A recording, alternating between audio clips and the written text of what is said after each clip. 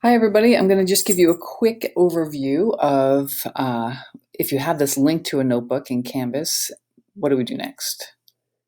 Let me get rid of that. All right, so you click on the link, it opens, tries to open this new Python notebook.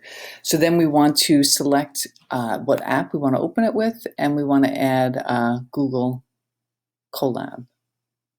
Okay, so that's that. You might need to connect that app. I'll check on that in a sec. Okay, so I actually have editing privileges to this. You won't. And so what you want to do is make a copy of this, right? Follow the instructions, make a copy of this before you start editing, right? So we want to go here, then save a copy in Drive, okay? And so we just basically do that.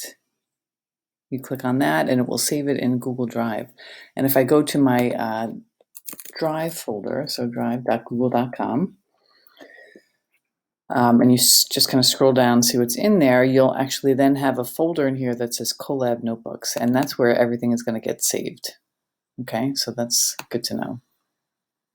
All right, so that's the basic opening, except for the fact that you may need to install the Colab app, but we'll see how that goes. All right, and then when you're done editing the notebook, you want to submit it. And the way that you would do that is just submit the link in Canvas.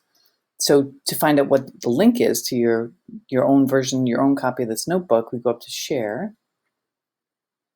Okay, so here you can see that this notebook is shared with all the lab instructors. You don't need to share it with your instructor. What you can do actually is just copy the link. So you can change this if it doesn't look like this. You want to set it. Okay, blah, blah, blah. So there are different options here, right? We could make it restricted, or you can make it so that anybody with the link at Siena College can see it, or you could make it so that anyone anywhere with the link can see it. This is the one that's sufficient for submitting it with Lab. So we click on that. And then again here, you can say that the viewer just can view it or comment it or edit it. And for the purposes of grading, when you're submitting something, let's say that we can, the instructor can add comments, and that way we can give you some feedback. Okay, and then you can copy the link like that. And so we would say done, and you can go back. This is not exactly how this is going to look, but when you see the place where you want to submit your work, you just paste that link in there, and you should be all set.